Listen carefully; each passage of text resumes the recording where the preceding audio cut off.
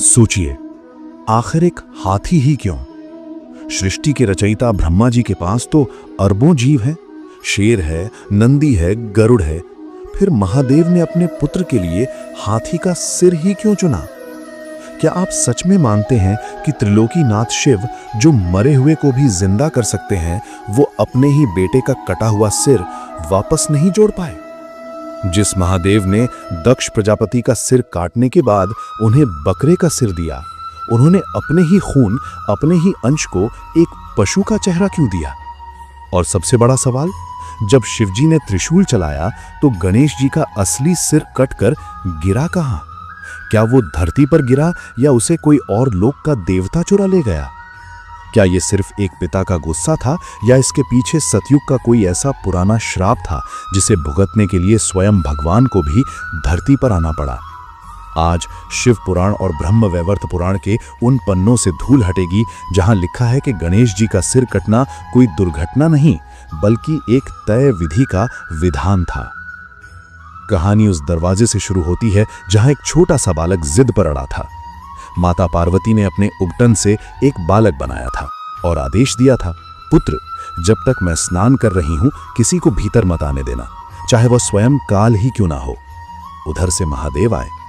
कल्पना कीजिए उस दृश्य की, एक तरफ ब्रह्मांड का स्वामी और दूसरी तरफ माता की आज्ञा का पालन करने वाला एक अबोध बालक। शिवजी ने समझाया, गणों ने युद्ध किया, नंदी परास्त हो गए, इंद्र, वरुण, कुबेर सारे देवता उस बालक के आगे हार मान गए। ये देखकर महादेव का रुद्र रूप जाग उठा। ये वो क्रोध था जिससे तीनों लोग कांपते हैं। शिवजी ने अपना अमोघ त्रिशूल उठाया, वो त्रिशूल जो अगर एक बार हाथ से छूट जाए तो उसका कोई काट नहीं। बिजली की रफ्तार से त्रिशूल चला और एक पल में खचाक, बालक गणेश का मस्तक धड़ से अलग होकर दूर जा गिरा। जैसे ही वो सिर धरती पर गिरा, ब्रह्मांड में एक ऐसा सन्नाटा छा गया जो प्रलय से पहले होता है। खून की धार बह निकली। माता पार्वती गुफा से बाहर आईं और जैसे ही उन्होंने अपने लाडले पुत्र को बिना सिर के खून में लथपथ देखा, एक मां का दिल दहाड़ मारकर रो पड़ा। वो पार्वती नहीं रहीं, उस पल वो साक्षात महाकाली बन गईं। उन्होंने अपनी शक्ति से सैकड़ों शक्तियां प्रकट कर दीं। आदेश दे दिया, मेरे पुत्र को मारा है, मैं इस पूरी सृष्टि को निगल जाऊंगी। न देवता बचेंगे, न दानव, न ब्रह्मा, न विष्णु। ब्रह्मांड कांपने लगा, सूर्य की रोशनी बुझने लगी। सारे देवता, ब्रह्मा और विष्णु दौड़ते हुए शिवजी के पास आए। प्रभु, अनर्थ हो गया, माता का क्रोध शांत कीजिए, वरना आज सृष्टि का अंत निश्चित है। अब यहां एक बहुत बड़ा पेंच फंस गया।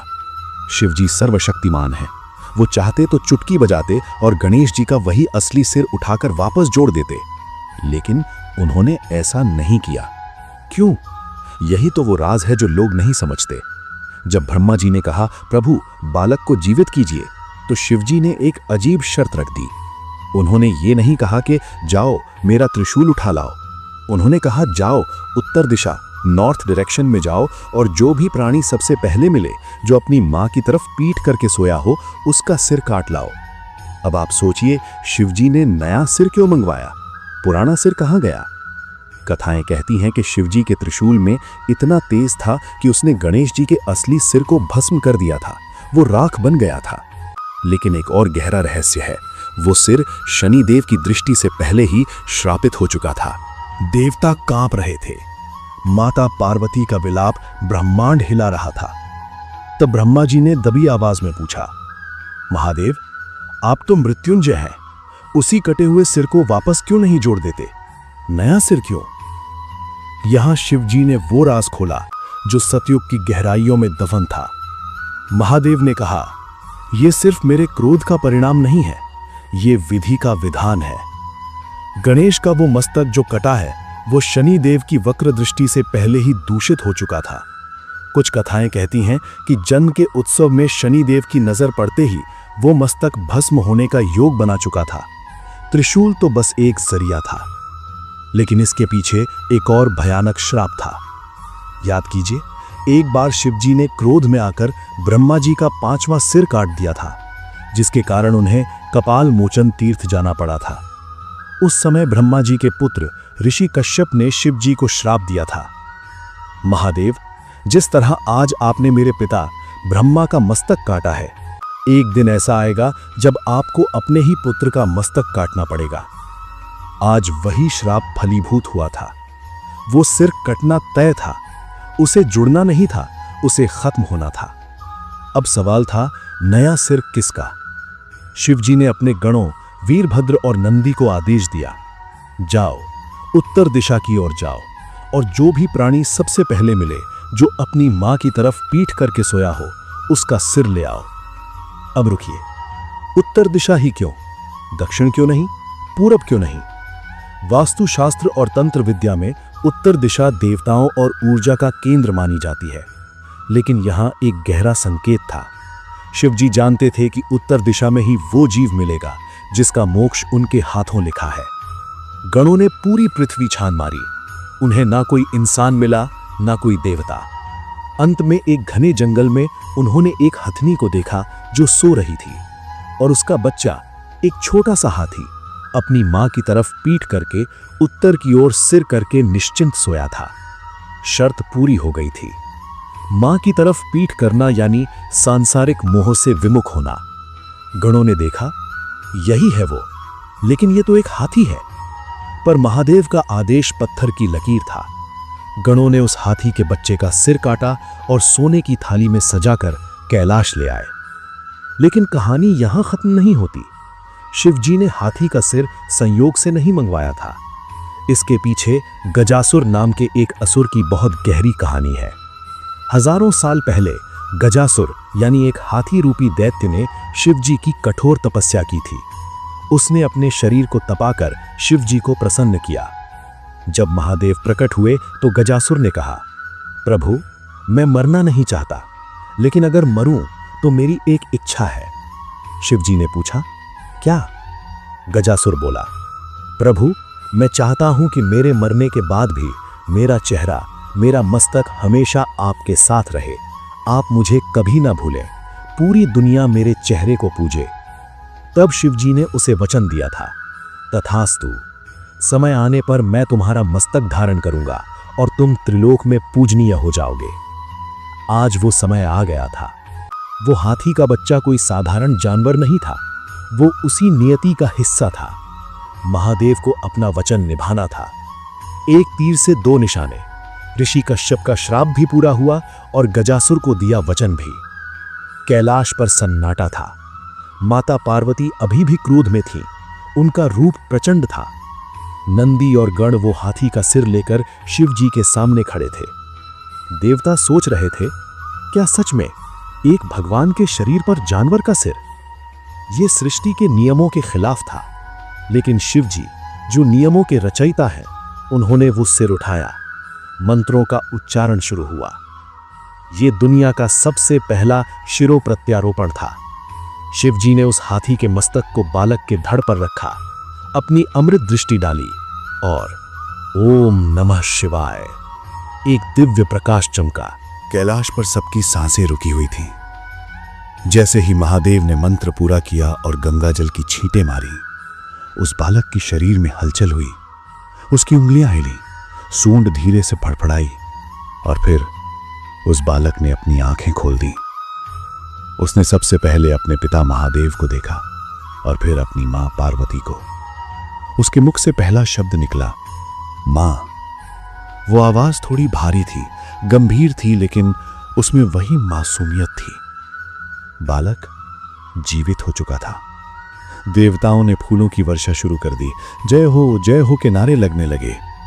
लेकिन एक व्यक्ति अभी भी खुश नहीं था, माता पार्वती। माता पार्वती दौड़कर अपने पुत्र के पास गईं, उसे गले से लगा लिया। लेकिन जब उन्होंने अपने बेटे का चेहरा देखा, वो सूंड, वो बड़े बड़े कान, वो छोटी आंखें, माता की आंखों में आंसू आ गए। ये खुशी के आंसू नहीं थे, ये एक मां की पीड़ा थी। उन्होंने शिवजी की तरफ देखा और क्रोध मिश्रित दुख में कहा, प्रभु, आपने मेरे पुत्र को जीवन तो दे दिया, लेकिन ये कैसा रूप दे दिया?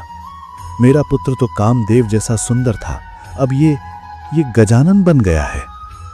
माता का गला रुंध गया। उन्होंने कहा, संसार इसका मजाक उड़ाएगा, सब इसे जानवर कहेंगे, कोई देवता इसके साथ नहीं बैठेगा, कोई इसकी पूजा नहीं करेगा। आपने मेरे फूल जैसे बेटे को सबके हंसी का पात्र बना दिया।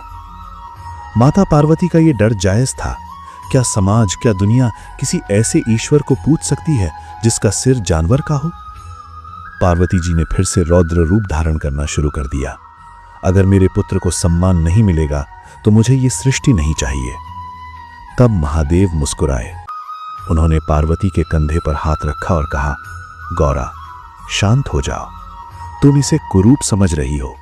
अरे ये तो आज से पूरी सृष्टि का सबसे सुंदर और बुद्धिमान देवता कहलाएगा।